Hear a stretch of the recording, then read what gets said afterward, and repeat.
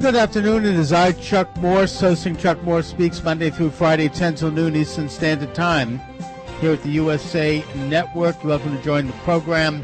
844-439-1391. 844-439-1391. And my guest is fiction writer Merle Temple. And Merle is the author of A Ghostly Shade of Pale, which is the first in a trilogy of books. Merle, thanks for joining me this afternoon. Thanks, Chuck, for having me on. Merle, this book, first of all, I have to ask you quite bluntly here.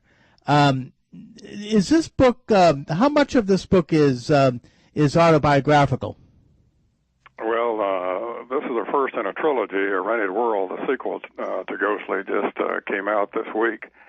And all the written is fiction, but all are drawn from experiences that I've lived and experienced in my 66 years, the good, the bad, and the tragic. And I think it gives a ring of truth to the books, or so the readers and the reviewers say.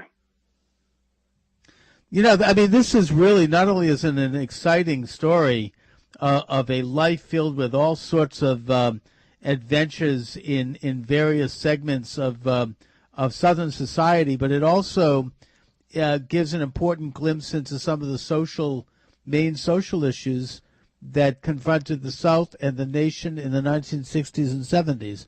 You get into the civil rights movement. You talk about the Vietnam War, drug deals. You mentioned as part of the narrative here the phenomena of airstrips being used to smuggle in narcotics from Central America, South American drug cartels, with the funds being used for sort of a black op activities inside the United States. My question to you is that based upon your own direct experience, and is this an oblique reference to the Mena airfield in Arkansas?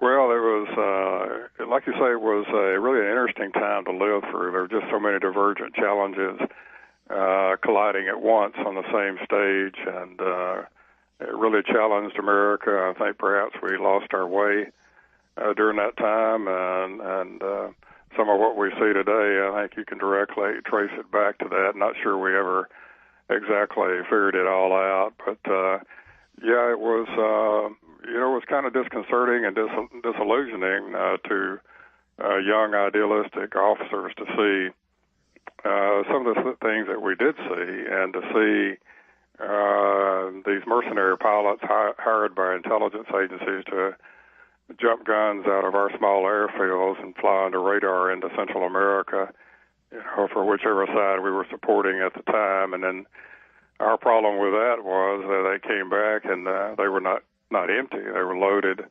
with drugs and all sorts of things. And the information we had, it indicated that it was possibly sanctioned. That was the only question we had. And of course, we came to believe, many of us did, that it was sanctioned. And so it was very disheartening. This is an incredible story. I mean, what we're describing here then is the smuggling into the United States of drugs from South America, where you have various elements within the United States, perhaps people involved with the national security apparatus, the CIA or whatnot, basically working hand in glove with these drug cartels to bring the drugs here, to sell them on the streets of the United States, to split the profits, assumedly, and with a good portion of that money going into funding off-the-record black op operations that obviously is money that's not appropriated by Congress. It's a story that Merle, I've had authors on in the past who have talked about this. There was a big expose in the San Jose newspaper in California on it. The author of that series, his name escapes my memory right now, unfortunately, and it's particularly unfortunately because he committed suicide. But he talked about how American agents were basically bringing drugs into Los Angeles and profiting from it, with the money going into these black ops. Meanwhile, American citizens are getting hooked on drugs. I mean, it's really an unbelievable story. And that if this is at all what you're talking about or that you were exposed to, then I definitely can understand where you're coming from when you say you've been disillusioned. Well, it's the message. I think the underlying message in all three of these books in the trilogy is constant, and that is, to paraphrase what Thoreau said, it's all that's necessary to lose yourself, to lose your soul in this world, is to be turned around once with your eyes closed. And that's certainly what I've seen in my life. The world as it is, or as most people think it is really, it's an illusion. And, the public only knows just a fraction, about an inch deep, what is really happening. And a lot of games being played, a lot of manipulation by people out on the fringes and in power, and they manipulate all sides and play them against each other sometimes, and the folks who are being manipulated aren't aware they're being manipulated, and it's so this is I hope this is these are good stories, and the reviews from reviewers and readers bear that out, and it's entertaining and informing. But I also hope these books make people stop and think and question, just what they believe, and exposes also in the books, especially in a rented world, just how government works, and it's nothing, again, like people think. And I think the first book was somewhat controversial, but book two will be even more so. And there will be some people at very high levels, I think, who won't be happy with it. And but it's been quite an experience for us, to write these books, to tour across America, and have people come up to us and just share things with us and say, thanks for saying these things, thanks for speaking up, and also for writing them in a way, though, that is uplifting and edifying. I never want to appeal to pure interest or write books to the lowest common denominator, as some in the industry wanted me to add a lot of things which I just refuse to do. And so it's really, Chuck, it's been quite a blessing. Well, look, I mean, the book, I to be honest, I haven't read it yet. I'm looking forward to it, but from what I've been reading on about the reviews and Amazon and whatnot, I can tell that it's beautifully written. It has very interesting and dramatic fictional characters that are very well developed, but yet at the same time, this is one of those books that not only exposes various truths, but it also digs deeper than even that, in that it exposes and develops certain social truths, things that were going on in society, the reaction to the Vietnam War, the civil rights movement. You talk about Satanism and its influence. I mean, in a sense, Merle, this is like Uncle Tom's Cabin. This is like which was a fictional book, but it exposed institution of slavery in a way that the abolitionists could not do, and it changed America, it changed people's thinking. I mean, Abraham Lincoln said that when he met Harriet Beecher Stowe, "You're the little lady that started the war." I mean, these are things that can basically, through a fictional account, we can learn a lot more about what's going on in this country and ourselves than we can by just some dry report. Now, Merle, what exactly were you involved in back in the day? I mean, what kind of a career did you have that brought you into proximity with some of these goings-on? Well, I graduated from high school in 1966 here just below Tupelo, Mississippi, where I live, home of birthplace of Elvis. Thank you very much. And I took a train to Washington a week after high school, and worked in the FBI as a fingerprint technician for a while, and actually met J. Edgar Hoover, and I've met a lot of iconic figures in my life. But I decided I needed to come home and get in college, and so I did. And just as I was about to graduate at Ole Miss,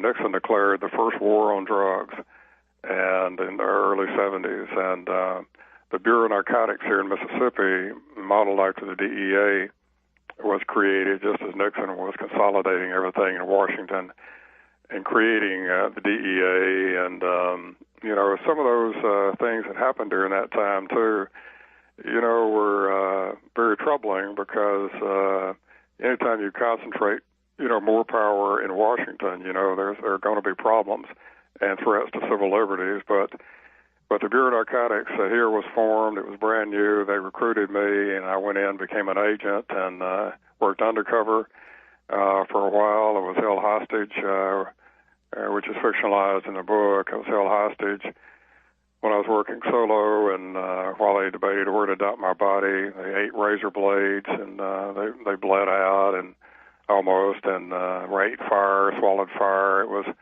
was quite an experience. And later, as an investigator, two contract killers out of Memphis lured me out to assassinate me after we'd hit an organized crime set up, and then later as the first captain over the north half of the state. My men and I were ambushed doing a heroin deal, and they had a sniper sitting on a railroad trestle covering the deal with a high-powered rifle and behind a clump of pine trees, and he opened fire on us when we went to arrest the Confederates, and a terrible gun battle ensued, and there was very dramatic divine intervention that day, and also, again, all the money that's spread around from all of that is corrupting government at all levels, and some people moved who were on that payroll in law enforcement actually moved to try to undermine us, but as it turned out, they were unsuccessful. So, we have just seen so much, and then after that, I headed up an internal affairs investigation to investigate a governor trying to corrupt our agency, who wanted to clip our wings, so that turned out not so well for the governor, but then they came after me, and so I decided it was untenable in my position, and I had to leave, and went into the corporate world, and then later into high-level politics, and all of those experiences, some of which were very, very rough, are the fodder for Book 2 and Book 3, and during that process, I was state criminal justice chairman for President Reagan in Mississippi when he first ran, and later met Margaret Thatcher and Charlton Heston, and just a lot of very interesting people. Huh. Wow. I mean, Merle, it sounds to me like you've traveled in law enforcement, in government, in the private sector, in the corporate world, and you've been sort of on the inside of all of them. All right, we're going to take a brief break here. Merle Temple is my guest. The book is A Ghostly Shade of Pale. We'll be right back. Thank you very much, and my guest is Merle Temple. He is an author of a trilogy of books, among them A Ghostly Shade of Pale. This book is a fictional account with a lot of real situations in it that deal with specific events, but also with greater social content. Merle, in your experience, you talk in this book and you make allusions to this sort of Satanist underground that seems to permeate. Is there such a thing as a Satanist underground in the United States, and how pervasive is that? Oh, sure. I think there is. And matter of fact, I just had an encounter with one, and he attacked me on social media, and because he was promoting this new design that they want to place at one of the courthouse grounds, with an image of Satan sitting in his chair, drawing this young boy and girl up to his throne. And so we had a bit of engagement over that, and he just savaged me when I objected to it, and I told him I didn't see how he could find any beauty in that which he was professing.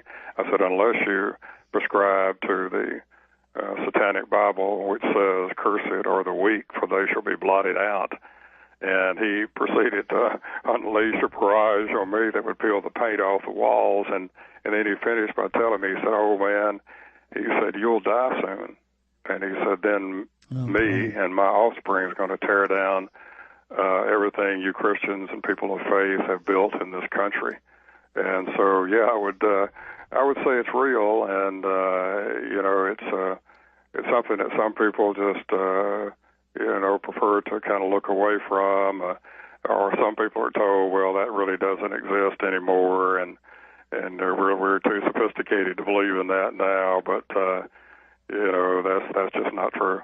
I know that a while back I interviewed an author who did a very thorough piece of research on the Son of Sam murderer back in the 1970s, and discovered that he had been a part of a satanic cult that was basically doing all sorts of nasty things. I mean, they would surface once in a while with spray paint around the country.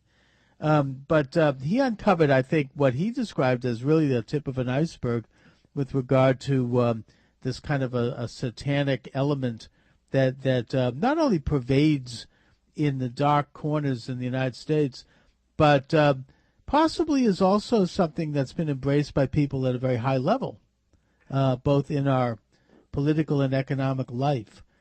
Did you come across anything like that? Yeah, Chuck, I think you're exactly right. I tell people, especially because I was, for a long time, I was a political junkie. I worked in campaigns, ran campaigns, and traveled in some interesting circles at one time, and was always flying in and out of Washington. The corporate jet would come by and pick me up, and we would fly, and we would talk to senators and congressmen. And in the second book, A Rented World, there's one whole chapter in the White House. And, I saw all of these people who they cling to power, at all cost. And we've seen that in some recent campaigns that just passed. And they would do almost anything, to preserve that power. And I tell people, that from my experience, sure, the power is something that's, addictive, and some think they can't live without that power, and they'll do anything to preserve it, and they'll do anything to anyone who gets in the way of that. And I said, but that's not all of it. I said, some even when they're overwhelmed by infirmity, they still, and they can't even perform the basic mechanics of their job, they still cling to it. And one reason is that some of these people I have known, Chuck, they equate retirement or surrender of power with death, and they are terrified to meet their maker, because they know what they've done when they've chosen to rule in hell on earth rather than serve in eternity in heaven. So, in other words, as they reach the end of their life and they're thinking of Judgment Day, it sort of catches up to them, and yet, people spent their lives. I mean, I think that this is also a phenomena amongst the very powerful and the richest, in that they're so out of touch with with basic humanity that they come to believe that they have some superior wisdom that they can impart over the rest of us. And they can use the power of government or the power of their financial connections to make that happen.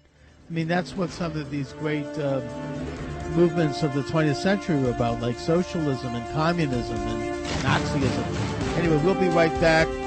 Merle Temple's my guest, A Ghostly Shade of Pale. Thank you very much. Merle Temple's my guest, A Ghostly Shade of Pale is the book. So, Merle, here we have it. You're witnessing this... the influx of drugs coming in from South and Central America with its enormous financial benefit, its corrupting element, where it corrupts governments, both state and even possibly federal.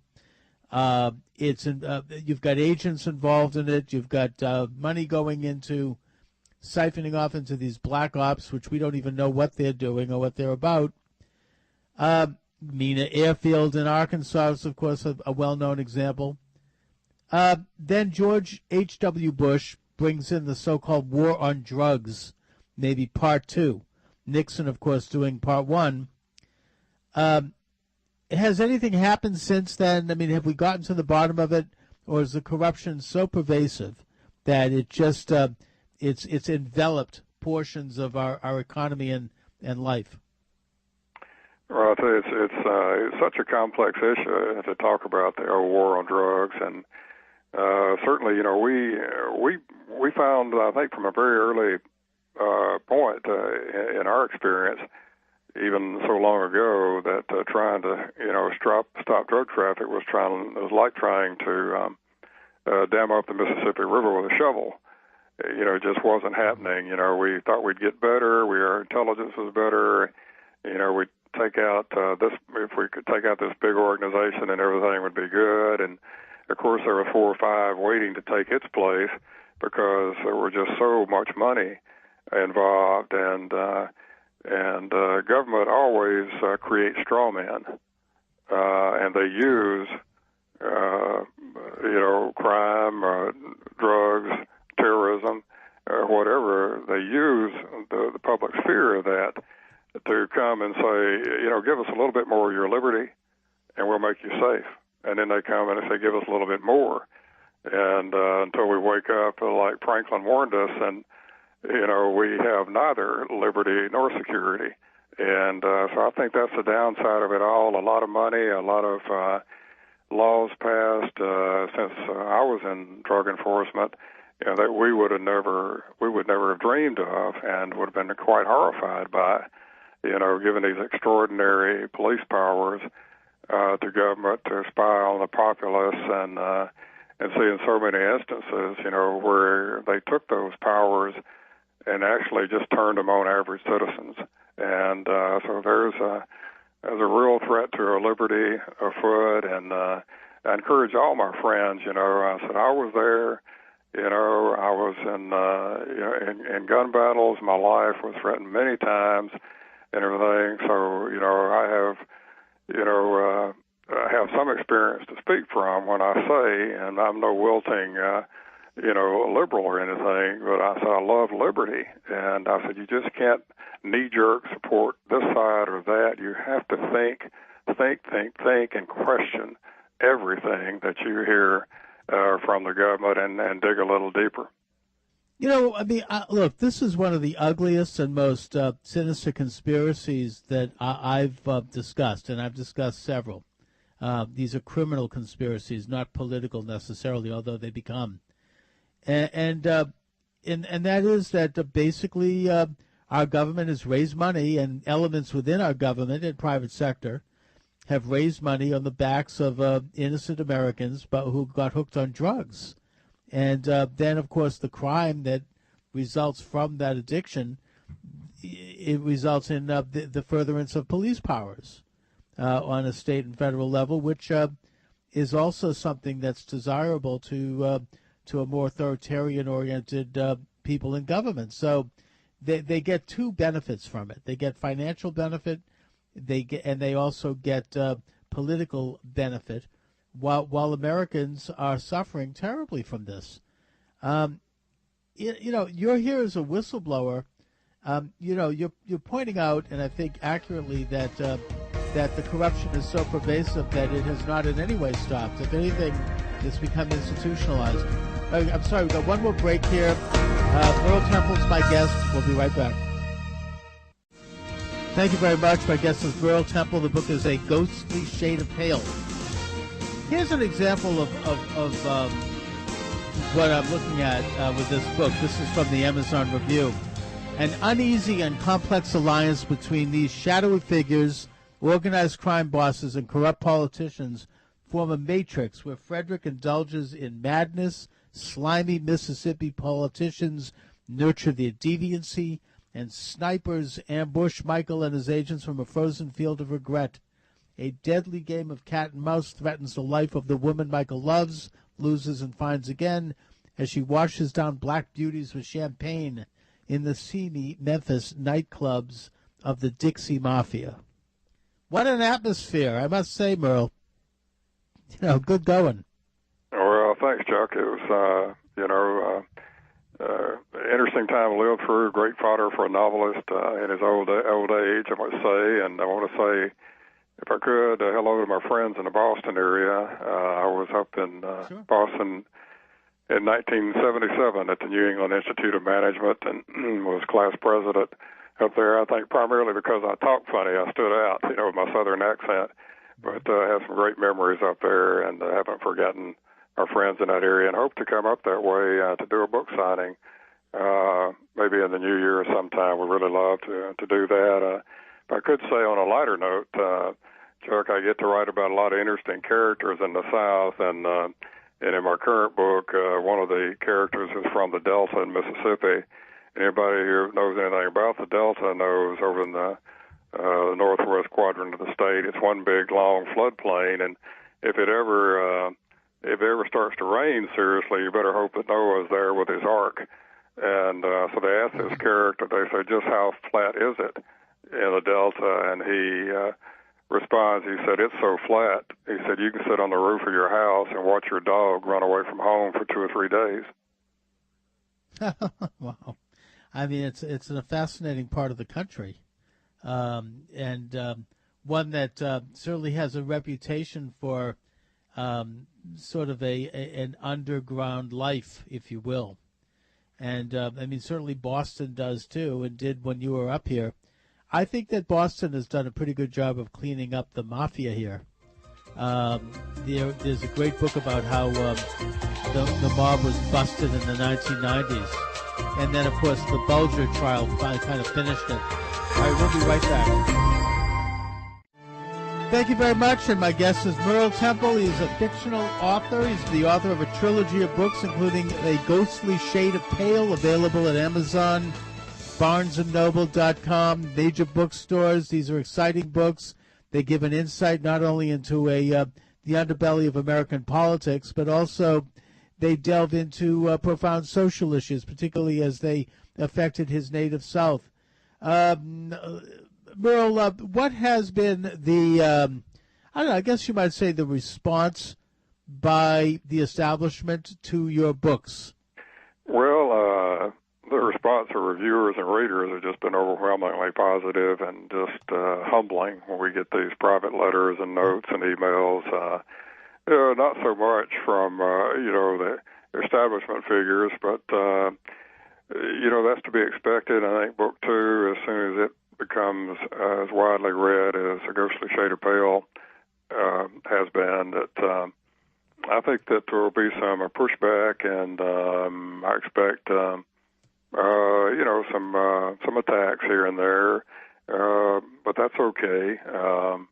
It's all part of this commitment I made to God to write these 3 books, with his help, and he's opened doors for us everywhere. Criminal Minds in Hollywood read the manuscript of the first one, invited us to Hollywood, and we signed for the cast of Criminal Minds and Major Crimes, and was on TV in Beverly Hills, and Mel Gibson's son, Mike May, it was on radio at KKLA for an hour, and we got to engage a lot of different people from different backgrounds, and though we might have some disagreements philosophically and politically, they love the writing, and so we just had a dialogue that is ongoing, with a lot of people, and we see people, kind of questioning some long-held beliefs they had about things, and like I said before, digging a little deeper. But I tell you, Chuck, I tell people, when you get a tip, and you're sitting on the interstate, south of Jackson at midnight, and you get a tip that there's somebody coming in from New Orleans, and you see the big car come out of the night in the gloom, and you follow the car downtown to the governor's mansion, and out of the back seat steps Carlos Marcello, the most powerful godfather in the country at that time, and who some link to the deaths of RFK and JFK. Nothing surprises you much after that. There was a bit of a connection between Marcello and the JFK assassination, wasn't there?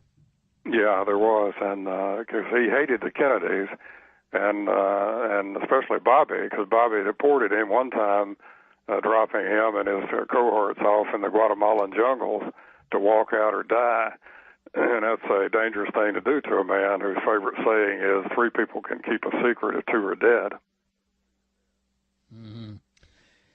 Yeah, I mean, wow. I mean, there's a whole ball of wax we could get into. I mean, and certainly I've done my programs on that. My good friend Dr. Jerome Corsi just did a book about the Kennedy assassination, which I think is the best I've read, and I've read several, in that he doesn't come to any hard conclusions, but he gets into all of the different scenarios, and he presents all of the different evidence around those, and Marcello and the whole New Orleans mob plays a role in it.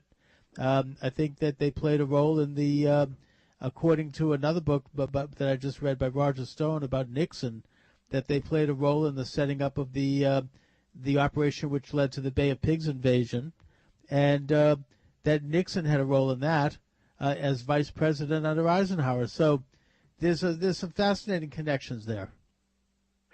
Yeah, so well, nothing much surprises you when you see things like that, and we just see a lot of things under the cover of darkness when you're out on surveillance and investigating, and you see people do things that the public would absolutely not believe that some of those figures would do, and because they're one thing to them, and then a totally different person when it comes to how they operate and do business and run government, and the unholy, trinity, as I call it in book 2, of politics, crime, and business, and but they all sing the same secular hymn: everyone and everything is for sale.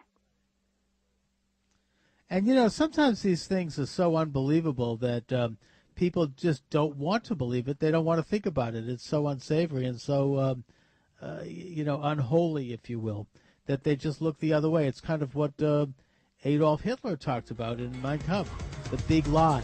You tell a lie that's so big and so audacious that people just don't want to not believe it. It's the little lies that get you caught up. Okay, we'll be right back to conclude the interview. Thank you very much. Merle Temple is my guest. A Ghostly Shade of Pale is the book. Merle, we just have a minute or so left here, so I'd like you to take the opportunity to let my listeners know how they can get your books, where they can find out more information about you and about your work, and any other thoughts you might want to impart with us. Well, thanks for having me on, Chuck. I really admire you and the work that you've done. And I would just tell folks, easiest place to find my books is just to go to Amazon.com and look at Merle Temple page there, MERLETEMPLE, and you can find the books and a lot of reviews by reviewers and customers and readers, I should say. And or you can go to MERLETEMPLE.com also for a little bit more, some photographs from Hollywood and some interviews and so forth. And my email there is on my site, and that's merletemple@bellsouth.net. I love to hear from people. I love to do interviews. I love to speak at different venues, and so I'd love to hear from you. Well, Merle, you're doing a great job. These are exciting books, and they have great social import, which it gives them the they ought to be prominently displayed. They ought to be read by anyone of any age to get fantastic insight into how things work sort of under the hood, so to speak. Merle Temple, I want to thank you for joining me this afternoon. Oh, thank you for having me on, Chuck. It's my pleasure.